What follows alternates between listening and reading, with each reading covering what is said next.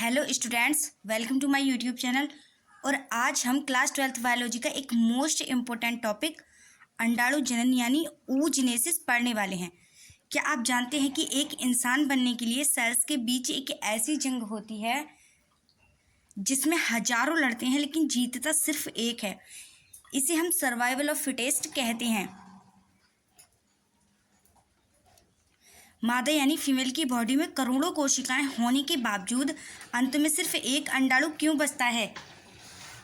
क्यों इस प्रोसेस को स्पर्मेटोजेनेसिस से इतना अलग बनाया गया है? तो आज की वीडियो को देखने के बाद आप कहेंगे कि काश ये मुझे पहले पता होता। तो अंडजनन oogenesis असल में एक सिलेक्शन प्रोसेस है जिससे यूपीएससी की भीड़ में से सिर्फ एक टॉपर निकलता है। तो वैसे ही हजारों ओगोनियम में से सिर्फ एक अंडाणु बनता है जिसके पास भ्रूण को पालने की पूरी ताकत होती है। तो यहाँ पर अंडाणु जनन यानी oogenesis क्या हो जाता है, क्या होता है, इसकी डेफिनेशन देख लेते हैं। मादा के अंडाशय की जनन उपकला यानी जर्मिनल एपिथेलियम की कोशिकाओं से अंडाणु यानी ओव्यूम के निर्माण की प्रक्रिया को अंडजनन कहते हैं। यह प्रक्रिया पुरुषों में होने वाले शुक्रजनन यानी स्पर्मेटोजेनेसिस से काफ़ी भिन्न होती है,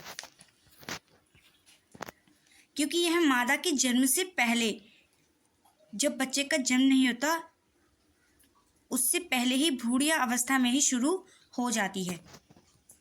अब इसको हम डायग्राम की मदद से समझ लेते हैं। तो यहाँ पर बाईं ओर देखिए, यह है प्राथमिक जनन कोशिका। यह सबसे प्रारंभिक कोशिका है जो भ्रूणीय अवस्था के दौरान अंडाशय में बनती है। यह द्विगुणित यानी 2n होती है, यानी इसमें गुणसूत्रों के पूरे जोड़े यानी कंप्लीट जोड़े होते हैं। अब उसके बाद आती है हमारी oogonia। तो ये क्या है? यही हमारी प्राथमिक जनन कोशिकाएं हैं जो आगे चलकर समसूत्री विभाजन यानी माइटोसिस द्वारा विभाजित होती हैं और अपनी संख्या बढ़ाती हैं। अब इन नई कोशिकाओं को क्या कहते हैं? इन्हें कहते हैं oogonia। और ये भी द्विगुणित यानी 2n होती हैं। तो याद रखें, यह पूरा प्रोसेस बच्चे के जन्म से पहले ही यानी जब वह अपनी माँ के गर्भ में होता है तभी पूरा हो जाता है और जन्म के बाद कोई भी नई oogonia नहीं बनती है। तो इसके बाद आती है वृद्धि प्रावस्था, ग्रोथ फेज, प्राथमिक अंडक यानी। तो अब हम इस दूसरे चरण में आते हैं। यहाँ से जो है oogonia आकार में बड़ी हो जाती है। तो इससे क्या बनता है? अब यहाँ पर प्राथमिक अंडक आता है, प्राइमरी oocyte। oogonia में से कोई एक कोशिका विकास करना बंद कर देती है और भोजन इकट्ठा करके आकार में बहुत बड़ी हो जाती है। इस बड़ी कोशिका को हम कहते हैं प्राथमिक अंडक। इसे कहते हैं प्राथमिक अंडक। और यह कोशिका जो है यह अभी भी द्विगुणित यानी 2n है। यह कोशिका अर्धसूत्री विभाजन की प्रोफेज फर्स्ट अवस्था में आकर कुछ समय के लिए रुक जाती है और यह अवस्था यौवनारंभ तक बनी रहती है, यानी युवावस्था के स्टार्टिंग तक बनी रहती है, जब तक युवावस्था प्रारंभ नहीं हो जाती तब तक। अब उसके बाद क्या आता है? तीसरी अवस्था, परिपक्वता प्रावस्था, मैच्योरेशन फेज। यह सबसे महत्वपूर्ण, सबसे इम्पोर्टेंट चरण है। तो परिपक्वता प्रावस्था यह यौवनारंभ के बाद हर महीने शुरू होती है। तो यहाँ पर क्या होता है? सबसे पहले होता है अर्धसूत्री विभाजन फर्स्ट। इसके बाद क्या होता है? प्राथमिक अंडक। ये जो प्राथमिक अंडक है इसमें पहला अर्धसूत्री विभाजन कंप्लीट होता है और जो कि एक असमान विभाजन होता है। तो इससे क्या होता है?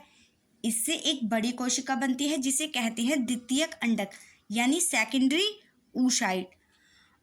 और यह क्या होता है? यह होता है अगुणित। और इससे एक बहुत छोटी कोशिका बनती है जिसे क्या कहते हैं? प्रथम ध्रुवीय काय। क्या कहते हैं? प्रथम ध्रुवीय काय यानी पोलर बॉडी।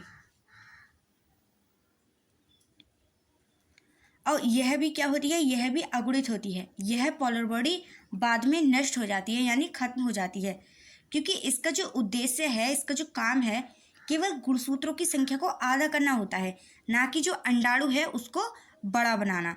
ये अंडाणु है उसको बड़ा बनाने का काम नहीं होता। अब आता है द्वितीयक अंडक। तो यह क्या करता है?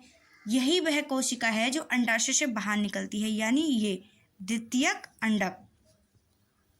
यही वह कोशिका है जो अंडाशय से बाहर निकलती है, अंडोत्सर्ग के दौरान और फैलोपियन ट्यूब में पहुंचती है। तो इसी समय अर्धसूत्री विभाजन द्वितीय शुरू होता है, लेकिन वह भी मेटाफेज सेकंड में आकर रुक जाता है।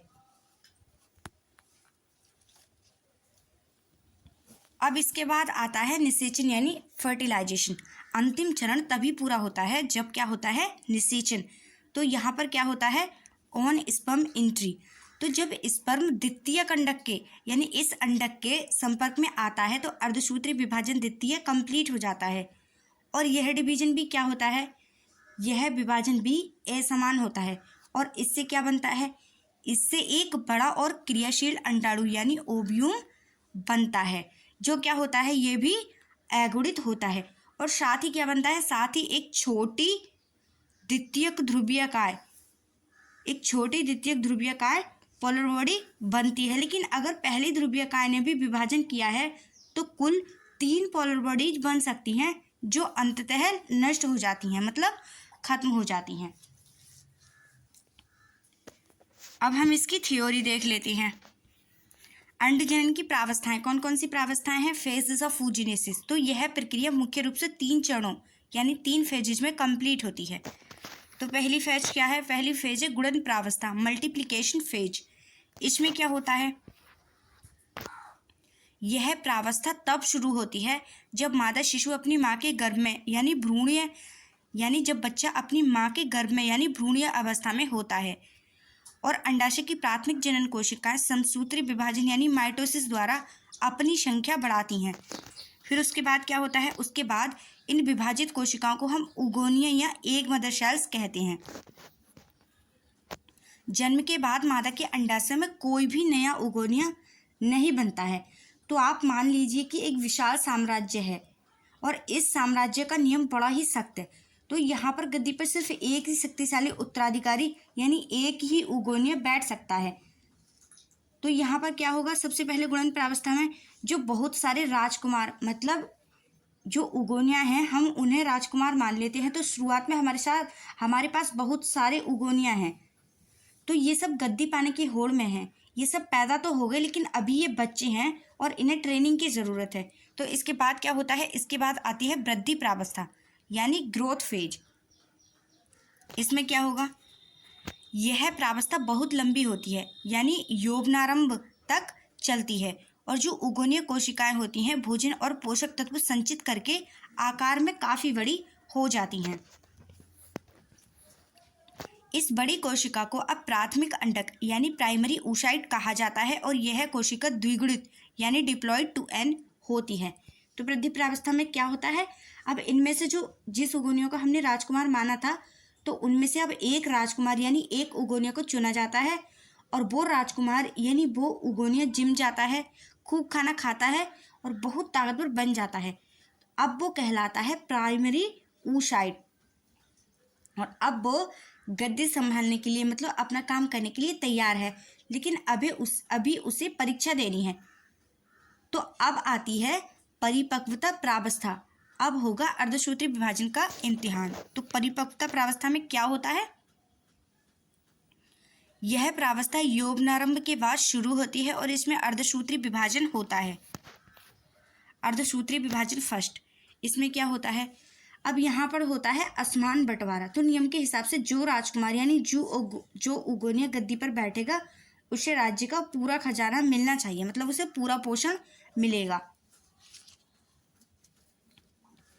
तो यहाँ पर प्राथमिक अंडक में अर्धसूत्री विभाजन में प्राथमिक अंडक में पहला अर्धसूत्री विभाजन होता है और यह विभाजन असमान यानी अनइक्वल होता है।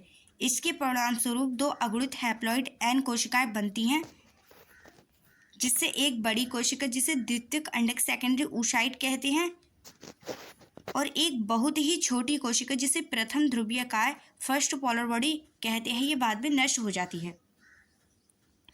तो यहाँ पर क्या होता है, यहाँ पर पोलर बॉडी का बलिदान हो जाता है, मतलब वो नष्ट हो जाती है। और जो बाकी के दावेदार हैं मतलब उनको बहुत ही कम संसाधन मिलते हैं, बहुत ही कम पोषण मिलता है, तो इतने कम कि वो अपना अस्तित्व ही नहीं बचा पाते, वो बस साइड में हट जाते हैं और धीरे धीरे खत्म हो जाते हैं। तो यहाँ पर क्या होता है, अंडोत्सर्ग ओव्यूलेशन, ग्राफियन पुटिका के फटने से यह द्वितीय कंडक अंडाशय से बाहर निकल आता है। फिर क्या होता है, अर्धसूत्री विभाजन सेकंड। अब जो दूसरा अर्धसूत्री विभाजन होता है वो तभी कंप्लीट होता है जब स्पर्म द्वितीय कंडक के संपर्क में आता है और यह विभाजन भी असमान यानी अनइक्वल होता है, जिससे एक बड़ा अंडाणु यानी ओव्यूम ऊटिड और एक छोटी द्वितीयक ध्रुवीयकाय यानी सेकेंड पोलर बॉडी बनती है। यहाँ पर क्या होगा, प्राथमिक जनन कोशिका से समसूत्री विभाजन होगा यानी गुणन प्रावस्था आएगी। ये इसका रेखीय आरेख है, इसे भी एग्जाम में बना दें तो अच्छे नंबर मिलेंगे। अब आता है अंड जनन का रुकना, अरेस्ट। प्राथमिक अंडक अर्धसूत्री विभाजन फर्स्ट की पूर्वावस्था फर्स्ट यानी प्रोफेज फर्स्ट की डिप्लोटीन अवस्था में आकर तब तक के लिए रुक जाता है जब तक कि लड़की किशोरावस्था में नहीं पहुंचती। इसका परिणाम, इसका रिजल्ट क्या होता है, एक उगोनिया से केवल एक ही क्रियाशील अंडाणु यानी ओव्यूम बनता है, जबकि शुक्रजनन में एक स्पर्मेटोगोनिया से 4 शुक्राणु बनते हैं। तो स्टूडेंट्स, oogenesis का सार यह है कि एक प्राथमिक अंडक यानी प्राइमरी oocyte से अंततः मतलब लास्ट में केवल एक ही क्रियाशील अंडाणु बनता है जो कि एक्टिव होता है, जो एक नए जीवन को जन्म देने के लिए तैयार होता है, और जो बाकी बची हुई ध्रुवीयकाय यानी पोलर बॉडी होती हैं वो बेकार चली जाती हैं, मतलब खत्म हो जाती हैं, नष्ट हो जाती हैं। तो फ्रेंड्स, कैसी लगी हमारी आज की क्लास? वीडियो अच्छी लगी है तो वीडियो को लाइक करें, चैनल को सब्सक्राइब कर लें। मिलते हैं अगली क्लास में एक कड़क टॉपिक के साथ, तब तक के लिए जय हिंद।